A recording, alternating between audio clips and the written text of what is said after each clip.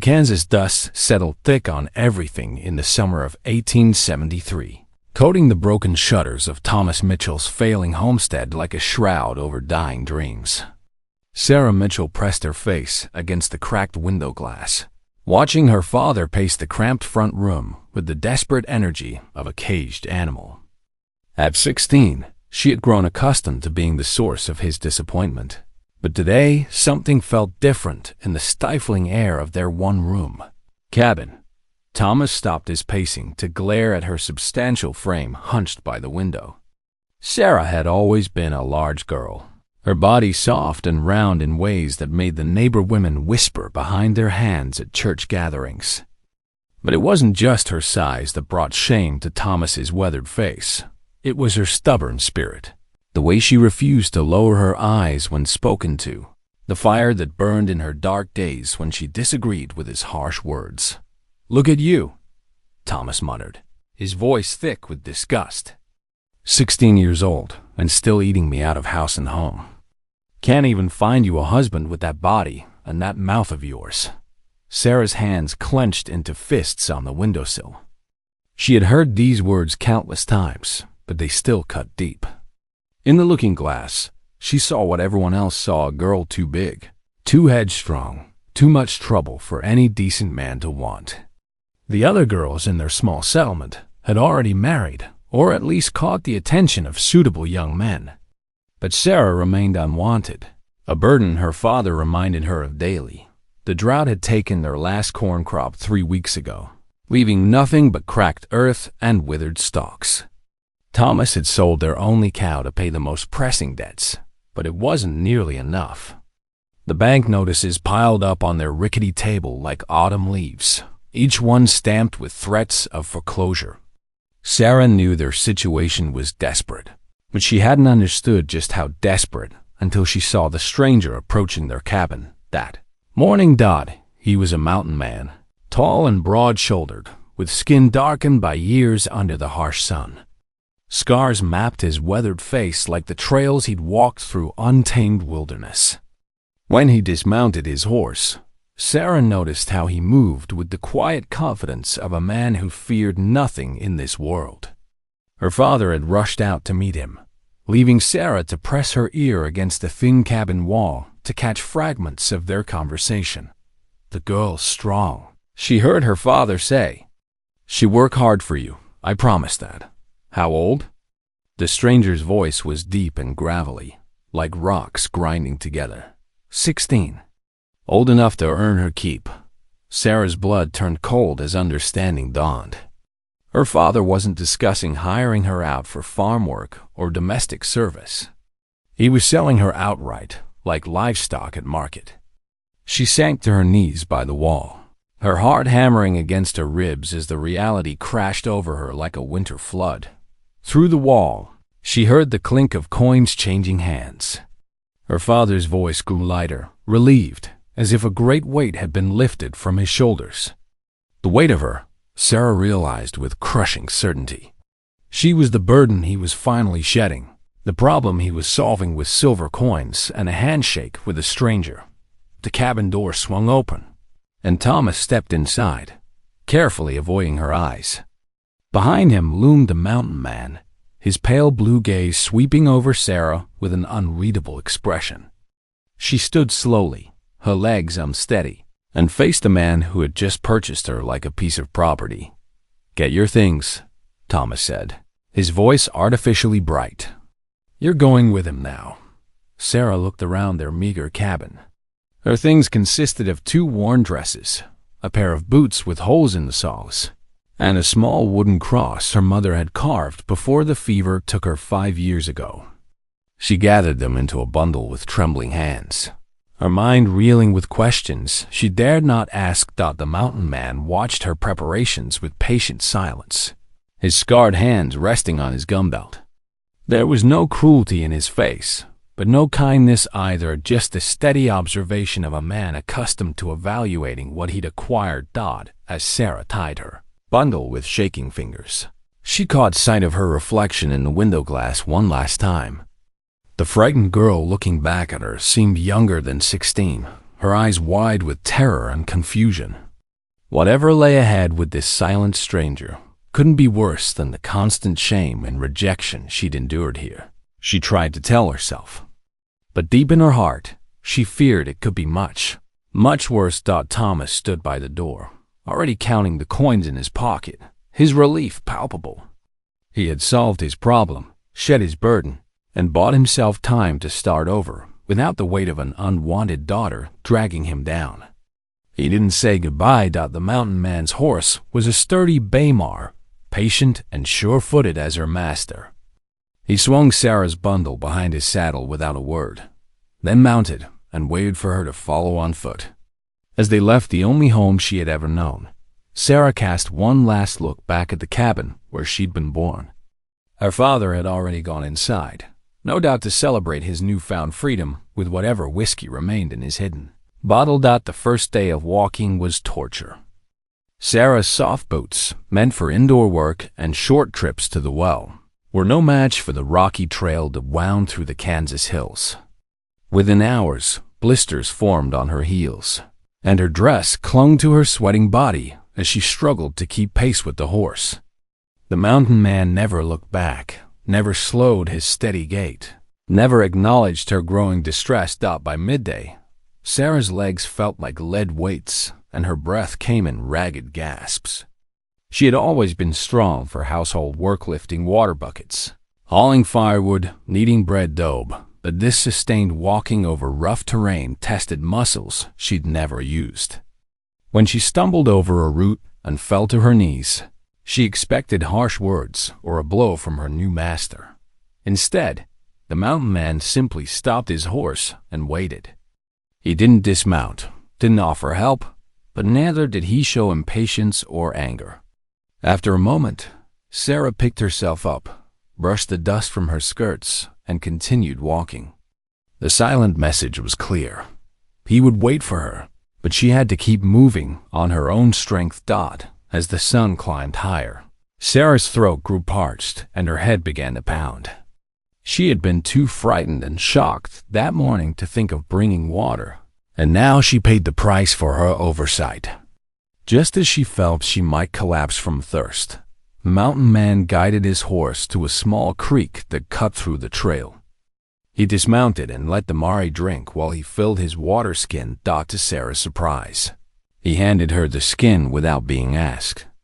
The water was warm and tasted of leather, but it was the sweetest thing she had ever drunk.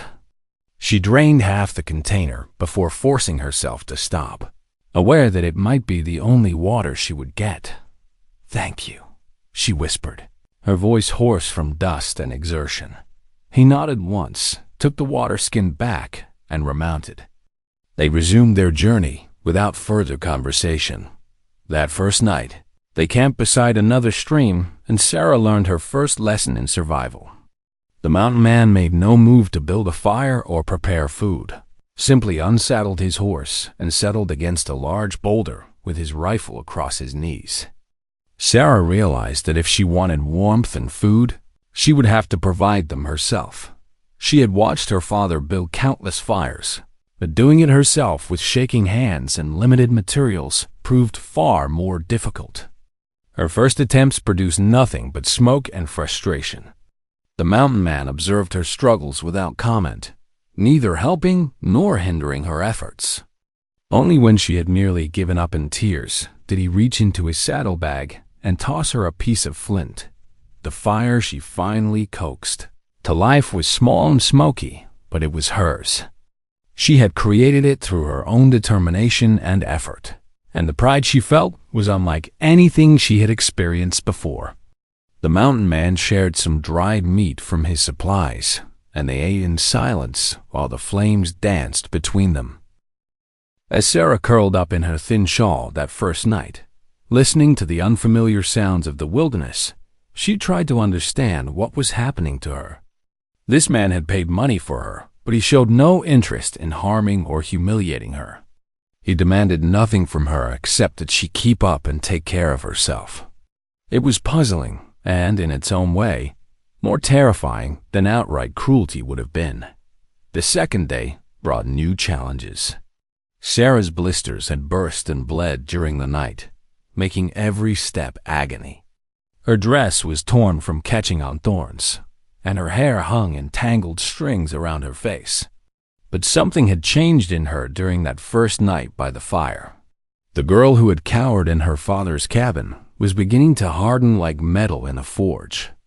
When the mountain man pointed to certain plants along the trail, Sarah began to pay attention. He showed her, through gestures, an example, which leaves could be crushed to treat her wounded feet, which berries were safe to eat, and how to read the signs that indicated fresh water nearby. He was teaching her, she realized, though not through words. Every lesson was practical, designed to help her survive in this harsh environment. By the end of the second day, Sarah's body had begun to adapt. Her legs found their rhythm, her breathing steadied, and her hands grew steady enough to build a proper fire on the first try.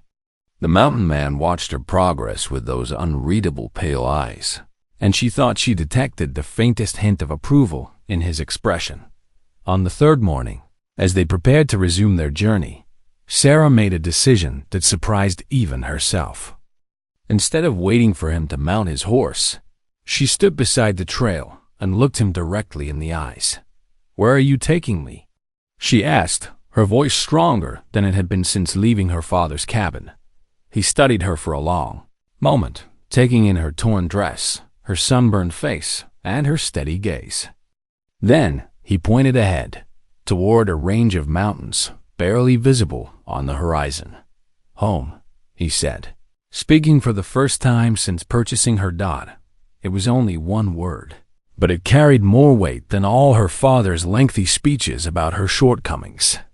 This stranger was taking her home, not to his home, but to something that might become hers. The possibility both terrified and thrilled her in equal measure. On the fourth day, the landscape began to change. The rolling Kansas prairie gave way to rocky foothills, and the air grew thinner and cooler as they climbed higher into the mountains. Sarah's legs, now hardened by days of walking, carried her up steep switchback trails without the burning exhaustion she had felt on the plains. Her body was changing, growing lean and strong in ways that surprised her. The mountain man, whose name she still did not know, led them along paths that seemed invisible to her untrained eyes. He moved through the wilderness like water flowing downhill, taking the route of least resistance while always progressing toward their mysterious destination. Sarah found herself studying his movements, trying to understand how he read the land so effortlessly. When they paused for water at a mountain spring, Sarah noticed fresh hoofprints in the mud. Several horses had passed this way recently. The mountain man examined the tracks carefully, his face growing thoughtful. Without explanation, he led them off the main trail onto a barely visible deer path that wound through dense pine forest. "Are we hiding from someone?" Sarah asked, her voice barely above a whisper. He looked at her for a moment, seeming to weigh how much to reveal. Finally, he nodded once. "Men who take what isn't theirs," he said simply. Sarah felt a chill that had nothing to do with the mountain air. She had heard stories of outlaws and claim jumpers who roamed the frontier, preying on isolated settlers and travelers. If such men were in the area, she understood why they needed to avoid the main routes as they traveled deeper into the mountains. Sarah began to notice subtle signs of habitation. A tree blazed with an old axe mark, a cairn of stones that looked deliberately placed, a section of trail that had been cleared of fallen logs. Someone lived in this wilderness, and they were drawing closer to that someone with every mile. On the fifth evening, they camped in a natural shelter formed by an overhanging rock ledge. Sarah had become skilled at building fires and had even learned to set simple snares for rabbits, under the mountain man's wordless instruction. As she prepared their meager dinner, she worked up the courage to ask the question that had been burning in her mind. "What will you do with me when we reach your home?" He was cleaning his rifle, a nightly ritual she had observed for days. He continued his work for several minutes before answering, as if choosing his words carefully. "Depends on what you choose to become," he said finally. The answer was both reassuring and terrifying. It suggested that she would have some say in her own fate, but it also placed the responsibility for her future squarely on her own shoulders. Sarah had spent 16 years being told she was worthless, a burden, a failure. The idea that her choices might actually matter was foreign and overwhelming. That night, she dreamed of her mother for the first time in months. Rebecca Mitchell had been a gentlewoman, worn down by frontier life but never broken by it. In the dream, her mother stood in a sunlit meadow, her arms outstretched and her face full of love. "You're stronger than you know, little sparrow," her mother said, using the pet name from Sarah's childhood. "Fly when the cage door opens." Sarah woke with tears on her cheeks and her mother's voice echoing in her memory. The dream felt like a message, a reminder that she carried her mother's strength in her blood, even if her father had never recognized it.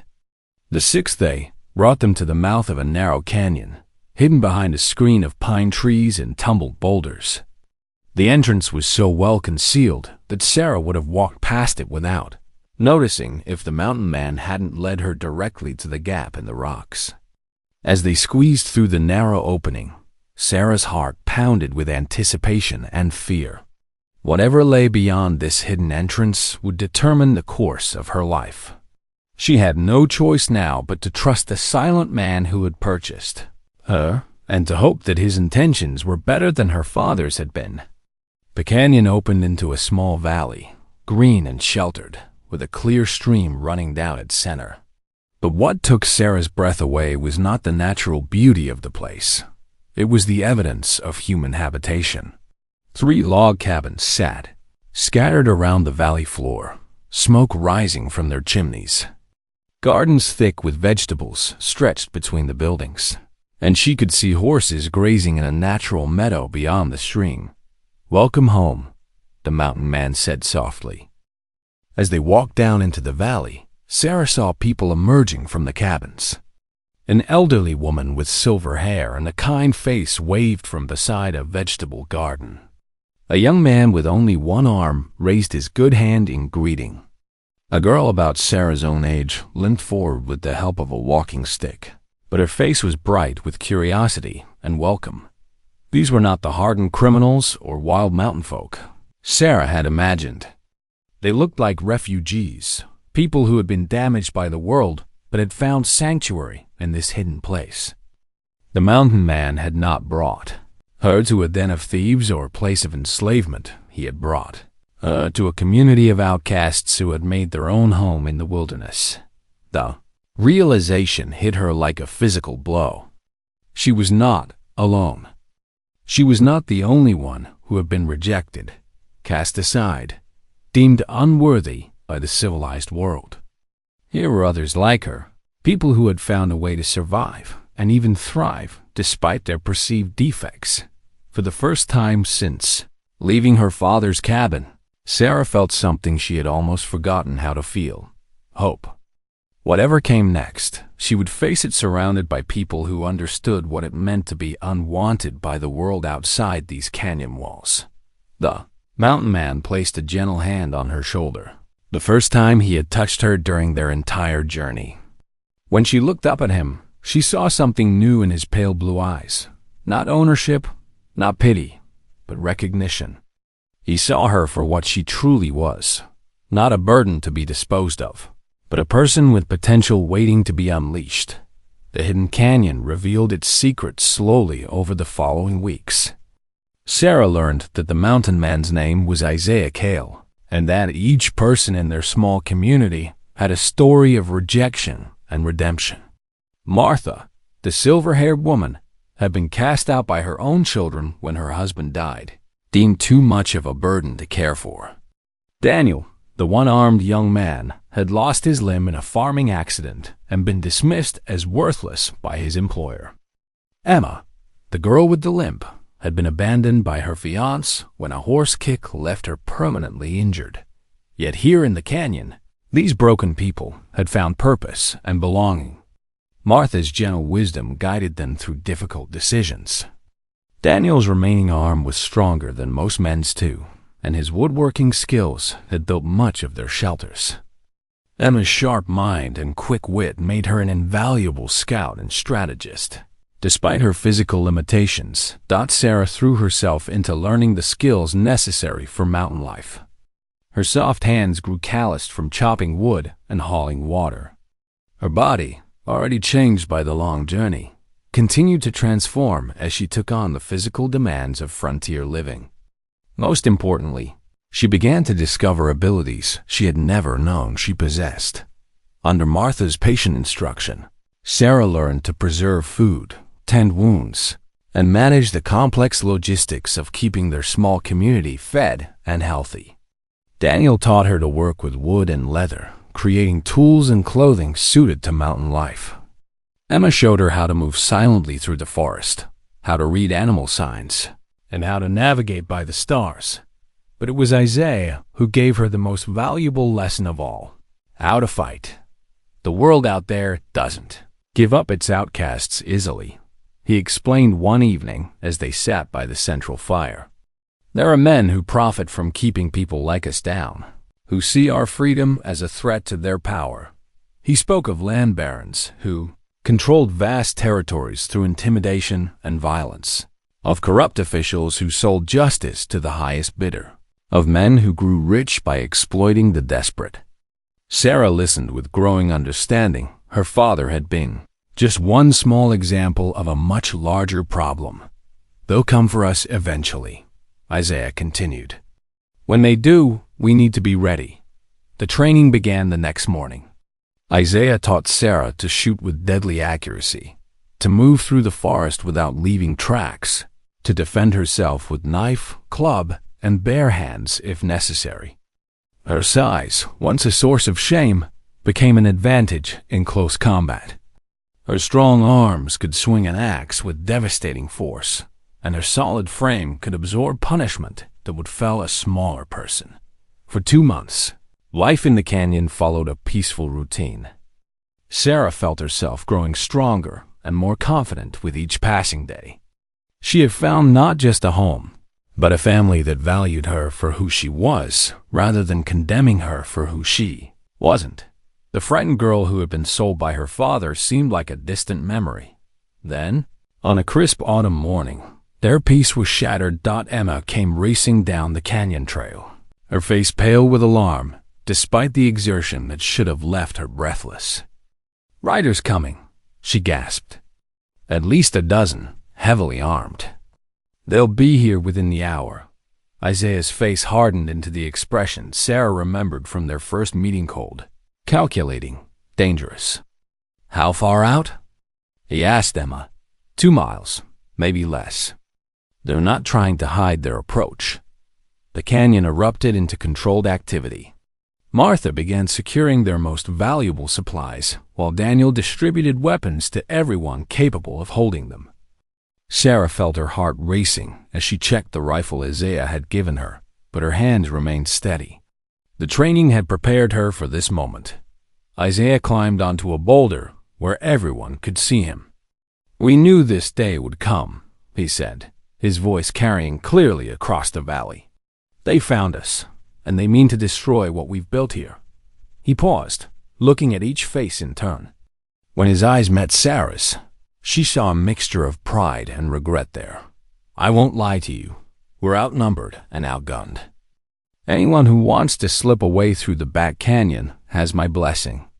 You didn't come here to die in someone else's war." No one moved. Not Martha with her silver hair and gentle smile. Not Daniel with his missing arm. Not Emma with her damaged leg. They had all found something worth fighting for in this hidden valley, and they would not abandon it without a battle. Sarah stepped forward, surprising herself with her boldness.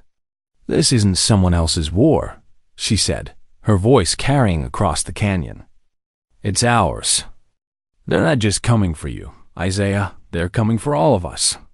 For everyone who refuses to stay beaten down." The others nodded their agreement, and Sarah felt a surge of fierce pride. These people, these outcasts and rejects, had more courage and loyalty than all the respectable folks who had looked down on them combined. Isaiah smiled, the first genuine smile Sarah had seen from him since their first meeting. Then we make our stand here. If we're going to fall, we'll fall fighting for something that matters. As the sound of approaching hoofbeats echoed off the canyon walls, Sarah took her position behind a natural stone barrier. Her rifle felt familiar and comfortable in her hands, and her heart beat with anticipation rather than fear. The frightened, ashamed girl who had been sold like livestock was gone forever. In her place stood a woman ready to fight for her chosen family and the freedom they had built together. The battle for their hidden sanctuary was about to begin, and Sarah Mitchell had never felt more alive. The riders appeared at the canyon mouth like harbingers of destruction, their horses snorting and pawing the ground as their masters surveyed the hidden valley. Sarah counted 13 men, all armed with rifles and wearing the hard expressions of professional killers. At their head rode a figure that made her blood turn to ice water, her father, Thomas Mitchell, looking older and more desperate than when she had last seen him. Beside, her father rode a man she didn't recognize, but whose bearing screamed authority and cruelty. He was well dressed for the frontier, with a tailored coat and polished boots that spoke of wealth and power. This had to be the land baron Isaiah had warned them about, the man who controlled vast territories through fear and violence. Isaiah Cale. The well-dressed man called out, his voice echoing off the canyon walls. I am James Whitmore, and I own this land by legal deed and federal grant. You and your people are trespassing, and I'm here to collect what's mine. Isaiah stepped into view from behind his defensive position, rifle held casually, but ready. Show me the papers, Whitmore. This canyon isn't on any survey I'd ever seen. Whitmore's laugh was cold and humorless. The papers are with the territorial judge in Denver, safely filed and recorded. But that's not why I'm here. His gaze swept across the canyon, taking in the gardens, the cabins, the clear evidence of prosperity. I'm here because you've been raiding my supply trains, stealing my cattle, and encouraging my workers to run away. Your workers? You mean your slaves, Isaiah replied calmly. Men and women you keep in debt bondage, working for scrip that can only be spent at your company stores. We've been freeing people, not stealing them. Sarah felt a shock of understanding. The mysterious journeys Isaiah took from the canyon, the supplies that appeared without explanation, the new faces that sometimes joined their community. He had been conducting a war of liberation against men like Whitmore, rescuing people from exploitation and bringing them to safety. That's a mighty fine-sounding word for theft, Whitmore snarled. But it ends today. Surrender now, and I might let some of you live to work off your debts in my mines. And if we refuse? Isaiah asked, though his tone suggested he already knew the answer. Then we'll take this canyon by force and burn everything in it. Your choice, mountain man. Sarah saw her father shift nervously in his saddle, his eyes searching the canyon until they found her crouched behind her stone barrier. Recognition flickered across his weathered features, followed quickly by shock. The daughter he had sold to solve his problems had been transformed into something he didn't recognize. Aline, strong young woman with steel in her gaze and a rifle in her competent hands. That's my daughter, Thomas called out suddenly, his voice cracking with desperation. The big girl behind the rocks, she's mine by law and blood. I want her back. Whitmore followed Thomas's pointing finger, and his eyes lit up with cruel interest when he spotted Sarah. Well, well. A family reunion. He raised his voice to address her directly. Girl, your father says you belong to him. Come out now, and I'll see your return to his custody unharmed. Sarah felt the eyes of her chosen family upon her, waiting to see how she would respond. Martha's gentle encouragement, Daniel's steady confidence, Emma's fierce loyalty. They had shown her what family truly meant, and it had nothing to do with blood or legal ownership. She rose from behind her barrier, rifle held firmly across her chest, and looked directly at the man who had sold her. "I belong to no one but myself, Thomas Mitchell. You gave up any claim to me the day you traded me for coin." Her father's face flushed red with anger and embarrassment. "You're my daughter. I fed you, clothed you, kept a roof over your head for 16 years. You owe me obedience." "I owe you nothing," Sarah replied, her voice carrying clearly across the canyon. "You saw me as a burden to be shed, a problem to be solved. Well, congratulations, your problem is solved. I'm not your daughter anymore." Whitmore's expression grew ugly as he realized he wasn't going to get easy compliance.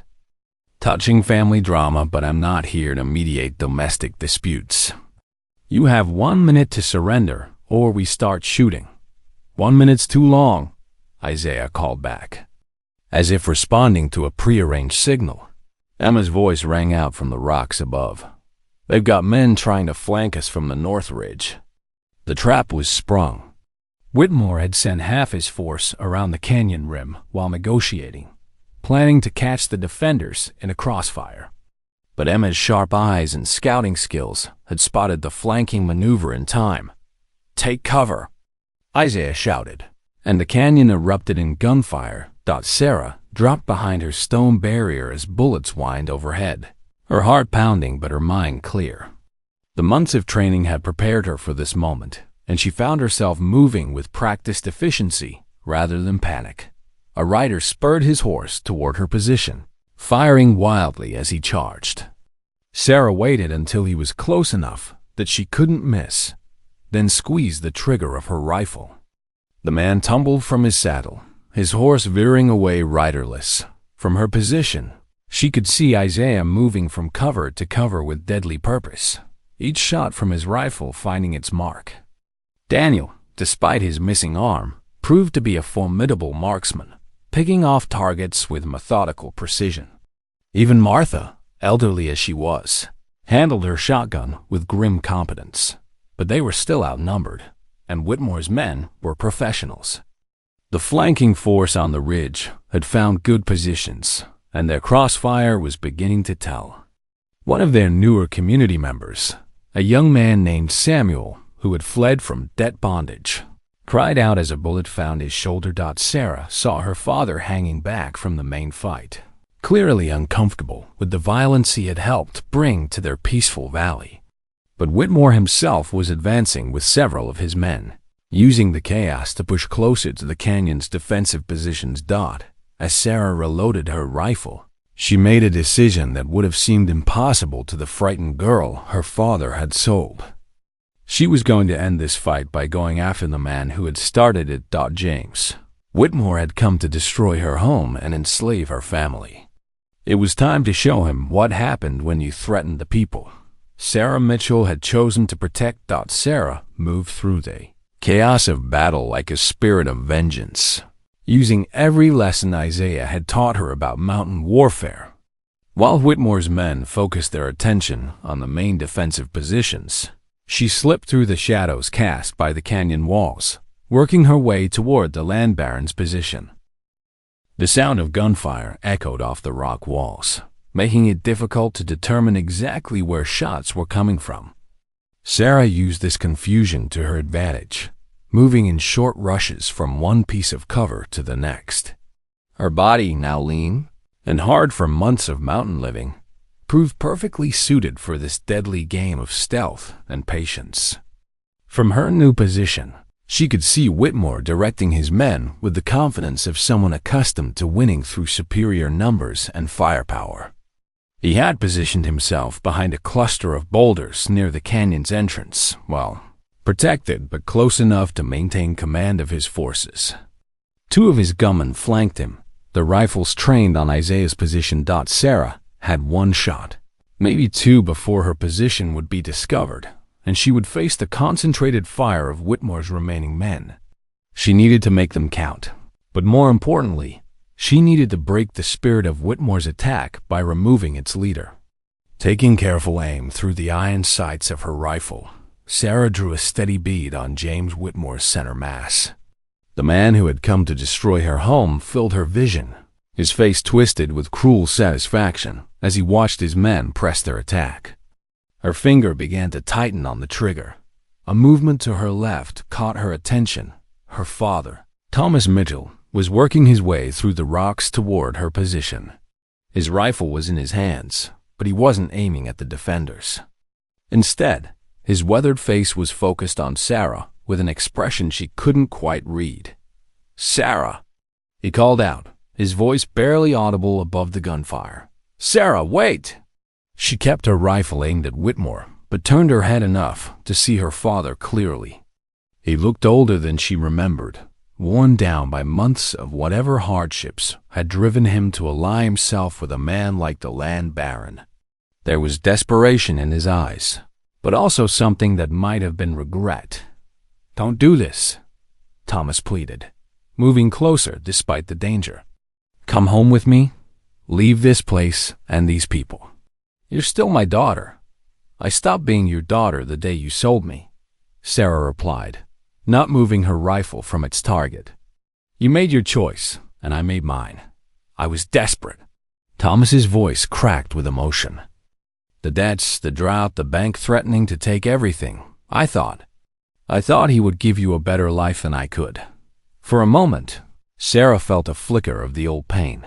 The memory of a frightened 16-year-old girl watching her only family trade her away like livestock. But the woman she had become was stronger than that girl's hurt. "Maybe you did think that," she said quietly. "But you didn't ask me what I wanted. You didn't fight for me. You just saw a problem and found the easiest way to make it disappear." Whitmore's voice cut through their conversation as he shouted orders to his men. "Push forward on the left flank. They're weakening." Sarah's moment of decision had arrived.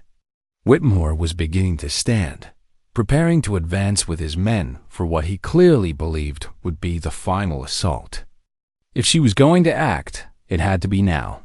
"Sarah, please," her father whispered, close enough now that she could see tears on his weathered cheeks. "Don't become a killer. Come home." She looked at him one last time, this broken man who had given her life but had never understood her worth. "I am home," she said simply. The rifle bucked against her shoulder as she fired. Whitmore spun and fell, clutching his shoulder where her bullet had struck him. The wound wasn't fatal, but it was devastating to his men's morale. Their seemingly invincible leader was down, bleeding and cursing as he tried to drag himself to better cover. Sarah worked the lever of her rifle, chambering another round as Whitmore's men began to waver. Some moved to protect their wounded leader, while others maintained their attack, but their coordination was broken. The disciplined assault was dissolving into confusion and panic. "Whitmore's hit," Isaiah's voice carried across the canyon. "Press the attack." The tide of battle turned in that instant. The canyon's defenders, no longer pinned down by coordinated fire, began to advance from their positions. Daniel's rifle spoke with deadly accuracy, dropping 2 more of Whitmore's men. Martha's shotgun roared from close range, forcing the flanking party to retreat from their positions on the rim. Sarah's father stood frozen beside her, his rifle unused in his hands as he watched the battle's outcome shift dramatically. She could see the realization dawning in his eyes. He had chosen the losing side, allied himself with a man whose power was built on fear rather than strength. "It's over," Sarah told him, not without compassion. "Tell your boss that this canyon belongs to us now. Any man who wants to leave can do so, but James Whitmore's war ends here." Thomas looked at his daughter, really looked at her for perhaps the first time in her life. He saw not the burden he had tried to shed, but a strong, capable woman who had found her place in the world, despite his failure to provide one for her. The shame on his face was deeper than any wound. "I'm sorry," he whispered, the words barely audible above the dying echoes of gunfire. "I'm so sorry, Sarah." She nodded, accepting his apology without offering forgiveness she wasn't ready to give. "I know you are, but sorry doesn't change what happened, and it doesn't change who I've become because of it." Across the canyon, the sound of retreat filled the air.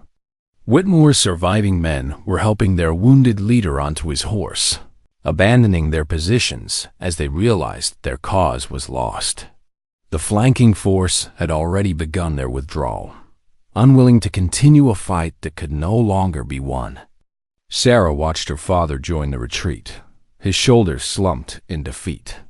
Part of her wanted to call out to him, to offer some word of comfort or hope for reconciliation.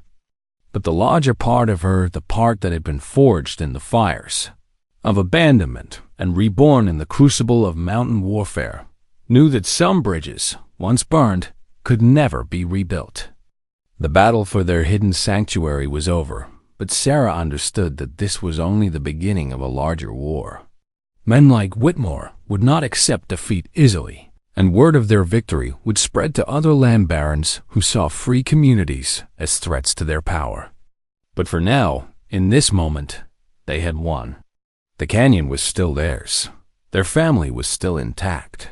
And the woman who had once been sold like livestock had proven herself as a warrior worthy of standing beside the legendary Isaiah Caldot as the sound of retreating hoofbeats faded into the distance. Sarah allowed herself a moment of fierce satisfaction. The frightened girl her father had traded away was truly dead. In her place stood someone who would never again be anyone's property, anyone's burden, or anyone's victim. The canyon fell silent, except for the gentle murmur of the stream and the crackling of fires where the defenders tended their wounded. Samuel's shoulder wound proved less serious than it had first appeared, and Martha's skilled nursing had him sitting up and joking within hours of the battle's end. They had suffered no fatalities, while Whitmore's force had lost 4 men dead and several more wounded. Sarah found herself changed by the experience of combat in ways she hadn't expected. The fear and uncertainty that had plagued her for so long seemed to have burned away in the heat of battle, replaced by a calm confidence she had never known she possessed. When Isaiah approached her position after the fighting ended, she met his gaze steadily, soldier to soldier. "You did well," he said simply, but she could hear the pride and respect in his voice. That shot at Whitmore broke their spirit. Without it, we might not have held the canyon. Sarah nodded, accepting the praise without false modesty. She had done what needed to be done, and she felt no shame about the violence she had been forced to use in defense of her chosen family. What happens now? Will they come back?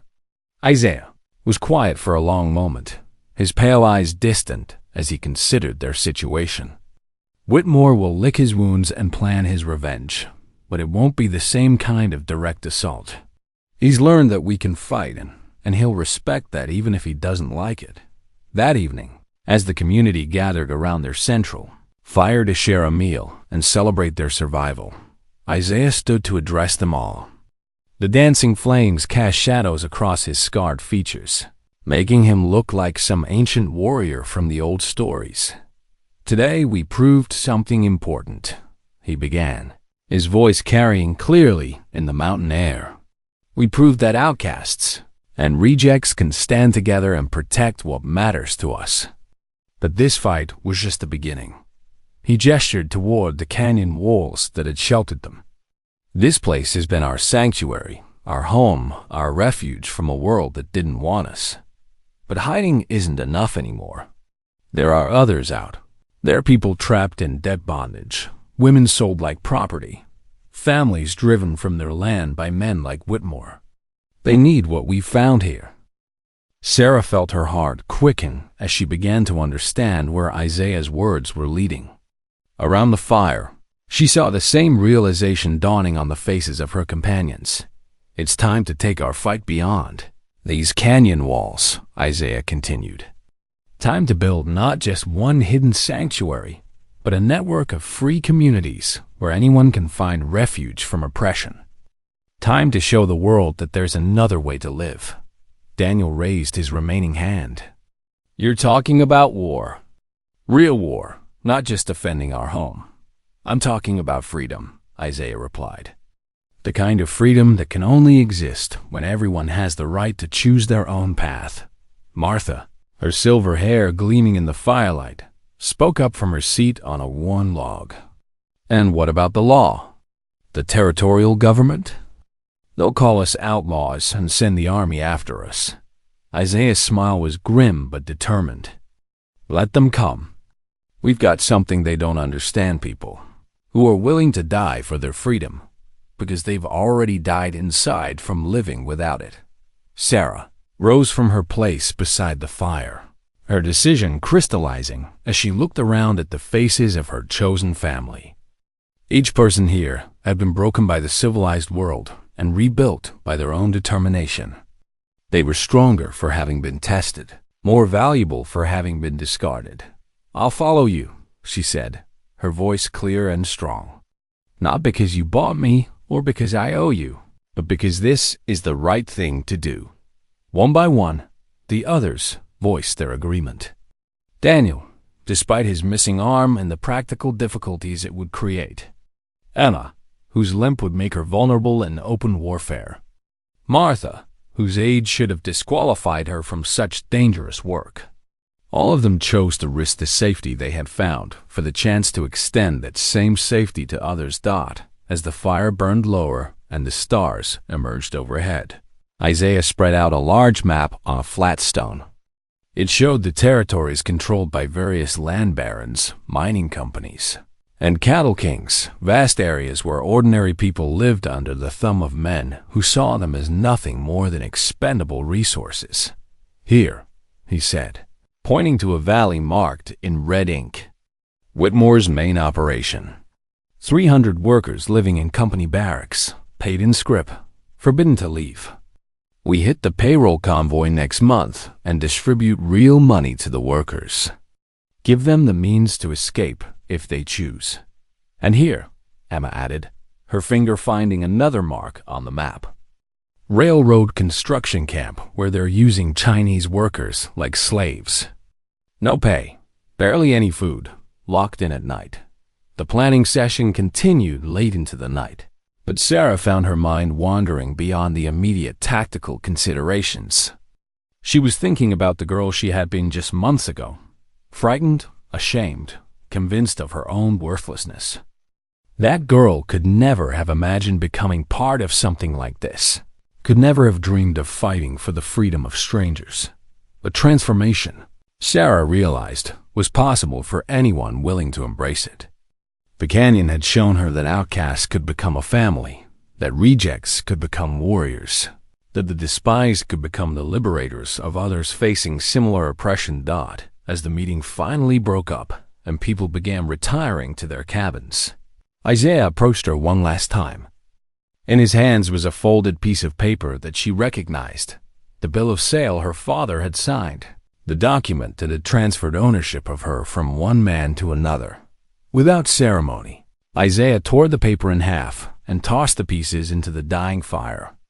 They flared briefly before turning to ash, taking with them the last legal claim anyone could make on Sarah Mitchell's freedom. You were never my property, he said quietly. I bought that paper to destroy it, not to own you. Your choices have always been your own. Sarah watched the ashes of her former bondage drift upward into the starlit sky. The frightened girl who had been sold by her father was truly gone now, not just in spirit but in law. In her place stood a woman who owned herself completely, who had chosen her family and her cause with full knowledge of the risks involved. Tomorrow would bring new challenges, new battles in their war against oppression. But tonight, for the first time in her life, Sarah Mitchell was exactly where she belonged.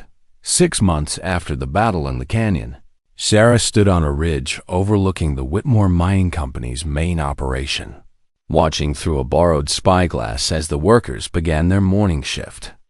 The scene below looked much the same as it had during her previous scouting missions, men trudging from their barracks to the mine entrance, shoulders bent under the weight of another day's forced labor. But today would be different. Today was the day they struck back. Behind her, concealed among the pine trees, waited the small army that had grown around Isaiah's original vision. Their numbers had swelled from the handful of canyon defenders to over 40 men and women, All of them people who had suffered under the heel of oppression and chosen to fight rather than submit. Each had their own story of betrayal, abandonment, or exploitation, but they had found common purpose in their shared commitment to freedom. Sarah lowered the spyglass and turned to face her companions. In the months since leaving their hidden sanctuary, she had grown into a role she never could have imagined for herself: leader, strategist, and symbol of hope for those who had been cast aside by the civilized world. Her body had continued its transformation, becoming lean and hard as mountain granite. But it was the change in her eyes that marked her most dramatic evolution. Where once there had been fear and shame, now there was steel and determination. "The supply train is right on schedule," she reported to the group. 20 guards, just like our source said. "They'll be at the narrow pass in Devil's Canyon within the hour." Isaiah nodded, his scarred face showing the satisfaction of a plan coming together. Over the months, he had gradually stepped back from direct command, allowing Sarah to take increasing responsibility for their operations. It was partly practical. Her youth and energy were better suited to the demands of active campaigning, but it was also symbolic. The girl who had been sold as property was now leading the fight to free others from similar bondage. "Remember," Sarah continued, addressing the assembled fighters, "we're not there to kill anyone who doesn't force us to. The guards are just working men trying to feed their families. Give them the chance to surrender, and most of them will take it." Daniel, his empty sleeve pinned neatly to his shirt, raised his remaining hand. "And if they don't surrender?" Sarah's expression hardened slightly. "Then we do what we have to do. The money in that strongbox represents 6 months of stolen wages from 300 workers. We're not leaving without it." The plan was elegant in its simplicity. Devil's Canyon was barely wide enough for a single wagon, with sheer rock walls on both sides that would prevent any escape once the ambush was sprung. Half their force would position themselves on the canyon rim, while the others blocked the entrance and exit. The guards would find themselves surrounded with no way out except surrender. As they moved into position, Sarah found herself thinking about how much had changed since that first desperate battle in their hidden valley. The network of free communities Isaiah had envisioned was becoming reality, with 3 new settlements established in remote mountain locations. Each served as a refuge for people fleeing debt bondage, arranged marriages, or other forms of legal slavery that flourished on the frontier. But growth had brought new challenges. Their activities had attracted the attention of territorial authorities, who saw their liberation of workers and distribution of weapons as threats to the established order. There were bounties on their heads now, and federal marshals had been sent to track them down. The stakes of their war had risen considerably. The sound of approaching wagons echoed off the canyon walls, pulling Sarah back to the immediate task at hand. Through the rocks, she could see the supply train entering the narrow defile. 3 heavy wagons loaded with supplies and a precious strongbox containing the workers' wages. The guards rode alertly, their rifles ready, but they were watching for road agents and bandits, not for an organized military operation.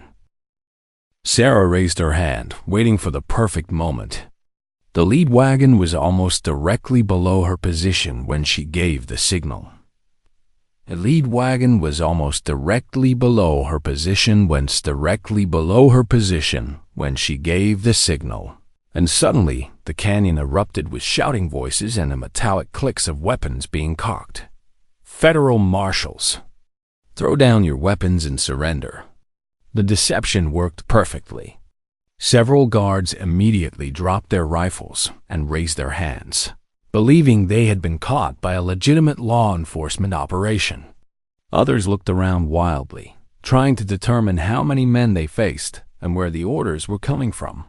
The wagon master, a grizzled veteran with more courage than sense, reached for his shotgun and shouted defiance. "You ain't no marshals. You're those canyon rats we've been hearing about." Sarah appeared on the rim of the canyon, her rifle trained on the man, "You're right," she called down. "We're the people you've been stealing from. Drop your weapon, and you can ride away. Keep fighting, and you won't leave this canyon alive." For a tense moment, the standoff continued. Then, one by one, the remaining guards laid down their arms. The wagon master, seeing himself abandoned by his men, finally threw his shotgun to the ground with a curse. The next hour was spent distributing the reclaimed wages among the canyon dwellers who would carry them back to the mining camp. Each worker would find a small leather pouch under his bunk, containing 6 months of back pay in real silver coins rather than company scrip. Along with the money would be a simple message: your freedom is worth fighting for. As Sarah supervised the operation, she noticed movement on the canyon rim above them. A lone rider sat silhouetted against the sky, too distant to identify, but clearly observing their activities. She felt a chill of premonition: federal marshals, perhaps, or bounty hunters drawn by the rewards offered for their capture. "Isaiah," she called softly, pointing toward the watcher. He followed her gaze and nodded grimly.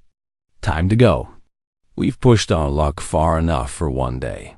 The retreat was conducted with military precision, each person knowing their role and executing it flawlessly. Within minutes, the canyon was empty except for the abandoned wagons and the confused guards, who were already arguing among themselves about what they would tell their employers. That evening, in a temporary camp hidden deep in the mountains, Sarah sat beside the fire and contemplated their latest victory. The money they had recovered would buy freedom for dozens of workers, but it would also bring increased pressure from the authorities. Their war was escalating, and she knew that larger battles lay ahead. Martha approached with a cup of coffee and settled beside her with a quiet sigh. The older woman had aged visibly in the months since leaving their canyon sanctuary, but her spirit remained strong and her wisdom invaluable to their cause. "Thinking heavy thoughts?" Martha asked, studying Sarah's face in the firelight. "Thinking about what comes next," Sarah replied. "We've shown that outcasts can fight back, that the rejected can become liberators. But how long can we keep this up? How long before they bring enough force to crush us?" Martha was quiet for a moment, sipping her coffee and watching the flames dance. "You know what I think?" she said finally. "I think you're asking the wrong question." "What do you mean?" "You're thinking like this is still about us, about our survival, our freedom, our war. But it stopped being about us the moment we started freeing others." Martha gestured toward the darkness beyond their fire, where dozens of their followers were settling in for the night. "Look around you, child. We're not just a band of outlaws anymore. We're the seed of something bigger." Sarah followed Martha's gaze, seeing their people with new eyes. Among them were former slaves, abandoned wives, disabled veterans, immigrants fleeing persecution. Every category of person that civilized society deemed expendable or unworthy. Yet here they were, organized and armed and fighting for principles that the respectable world claimed to believe in, but rarely practiced. "What we've started here will outlive all of us," Martha continued. "Even if they kill every person in this camp tomorrow, the idea will survive.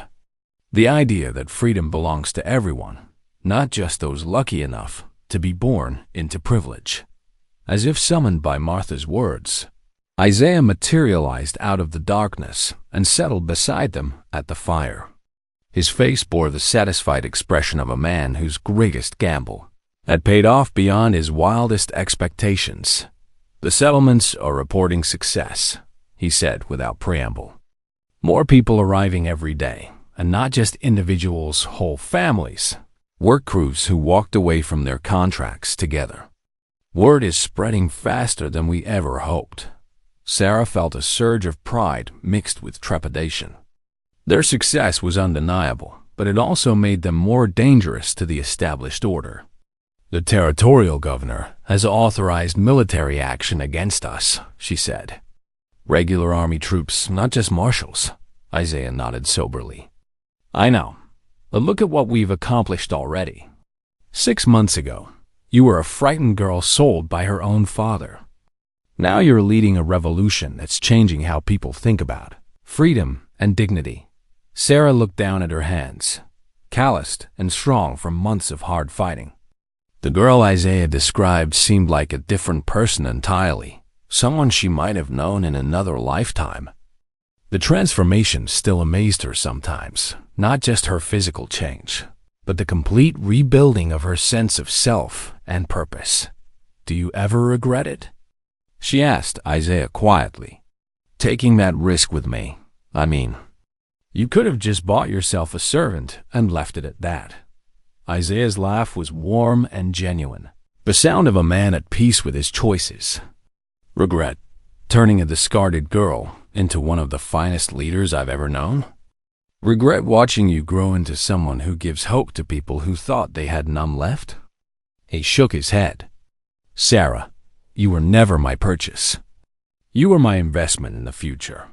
Around them, the camp was settling into the routine of another night on the trail. Tomorrow would bring new challenges, new operations in their ongoing war against oppression.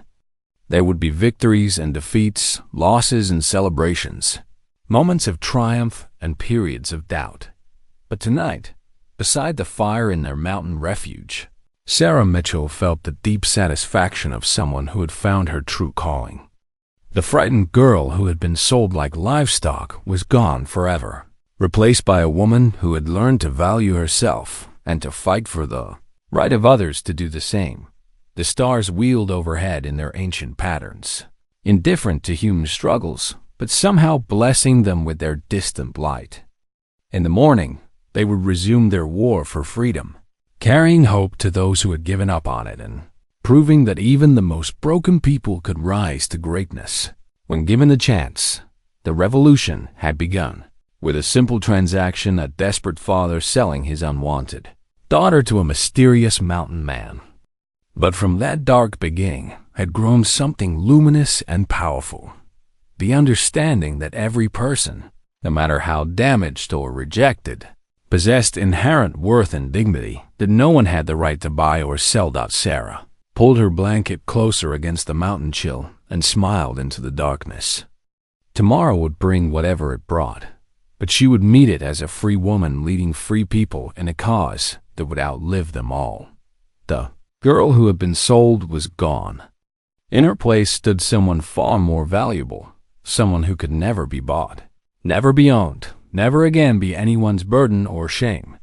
The dawn was coming, and with it, a new world built.